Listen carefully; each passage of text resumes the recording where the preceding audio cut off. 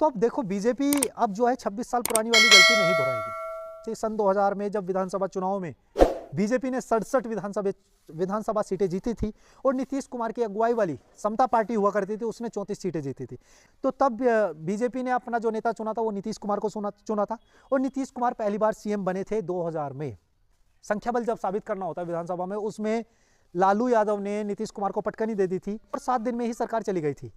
लेकिन बीजेपी के लिए जो नेता थे वो नीतीश कुमार ही रह गए थे और बीजेपी उनके पीछे लग्गू बन गई थी, यानी नीतीश कुमार आगे आगे और बीजेपी उनके पीछे पीछे। आज तक बिहार में बीजेपी अपना मुख्यमंत्री नहीं बना पाई है। तो अब ये सुनहरा मौका है बीजेपी के पास बिहार जैसे राज्य में अपना मुख्यमंत्री बनाने का और अपना एक नया लीडर तैयार करने। आज सबसे बड़ी राजनीतिक जो खबर रही वो रही बिहार राज्य से एक युग का अंत।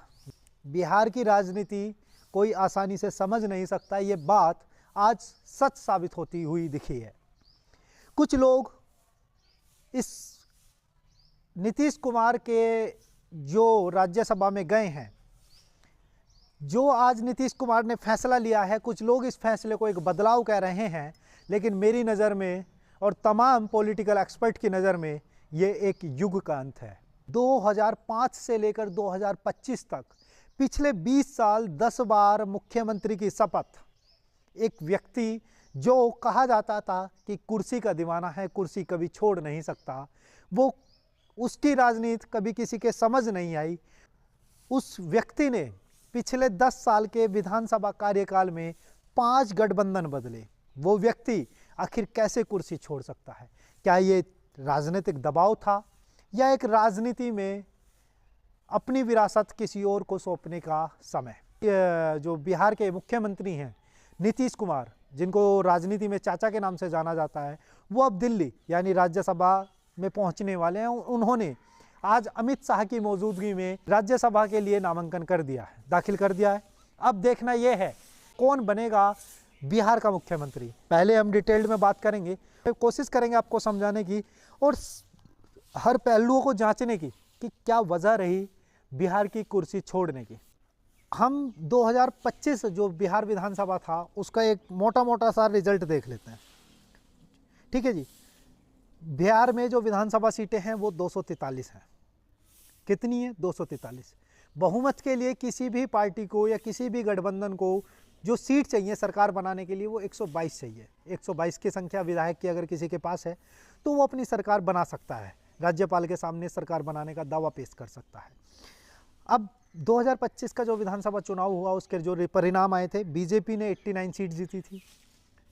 जो जेडीयू थी, नीतीश कुमार की पार्टी थी, वो भी 85 सीट जीतकर वो राज्य की सबसे बड़ी पार्टी यानी दूसरे नंबर की सबसे बड़ी पार्टी बनी थी। पहले नंबर पर बीजेपी थी, तीसरे नंबर पर राजद थी जिसने 25 सीटें जीती। अब बात करते हैं बिहार में अगला सीएम कौन। सबसे बड़ा सवाल है लोगों के जहन में, सबसे बड़ा अगर कोई सवाल है, पूरे देश में क्यूरियोसिटी है कि बिहार का अगला सीएम कौन होगा। तो मेरे हिसाब से ये तय है, ये आप लिख करके रख लीजिए, बीजेपी का ही चीफ मिनिस्टर होगा बिहार में, क्योंकि बिहार में बीजेपी के पास अच्छी खासी सीट है, बड़े भाई की भूमिका में है। अब सबसे पहले सत्ता के फॉर्मूले को समझते हैं कि अब बिहार में जो सत्ता बनेगी उसका फॉर्मूला क्या होगा। अगर बीजेपी का सीएम बना तो ये डेफिनेटली जेडीयू का डिप्टी सीएम बनेगा। अभी बीजेपी के हैं दोनों डिप्टी सीएम, विजय कुमार सिन्हा और सम्राट चौधरी। ठीक है, अगर जेडीयू का सीएम रहा, अगर पहली बात तो लगता है कि जेडीयू का कोई सीएम फेज नहीं है, अभी कोई ऐसा नेता नहीं है जो नीतीश कुमार की टक्कर का हो और वो डोमिनेट करता हो, मतलब डोमिनेट करता हो बीजेपी के, जो उनके पास बीजेपी के पास चेहरा है उस पर डोमिनेट करता हो। ऐसा कोई जेडीयू के पास चेहरा नहीं है। बात करेंगे निशांत कुमार को भी, जो नीतीश कुमार के बेटे हैं। अगर जेडीयू का सीएम रहेगा तो बीजेपी के वही दोनों डिप्टी सीएम रहेंगे। ऐसा भी हो सकता है कि बीजेपी से सम्राट चौधरी प्रबल दावेदार हैं चीफ मिनिस्टर की कुर्सी के लिए, क्योंकि उनके पास संगठन का अनुभव है, उनके पास मंत्रालयों का अनुभव है और अभी दूसरी बार वो उप मुख्यमंत्री है सरकार में, बिहार सरकार में दूसरी बार उप मुख्यमंत्री का कार्यकाल उनका चल रहा है। जिस जाति से वो आते हैं, जिस बिरादरी से वो आते हैं, उस बिरादरी से कोयरी समाज से आते हैं। सम्राट चौधरी जो होते हैं कोयरी समाज से आते हैं, नीतीश कुमार जो हैं कुर्मी समाज से हैं। इन दोनों जाति का ही बिहार में दबदबा है, यानी दोनों का बिहार की सियासत में लवकुश कहा जाता है। राज्य में ही दोनों कोयरी और कुर्मी समाज की आबादी अच्छी खासी संख्या में है। जेडीयू से जो नाम आ रहे हैं वो विजय चौधरी का नाम आ रहा है कि विजय चौधरी जो है दूसरे नंबर के नेता माने जाते हैं। नीतीश कुमार की सरकार में मंत्रालयों का काम भी देख चुके हैं। नीतीश कुमार के बाद जेडीयू में दूसरे नंबर के नेता हैं।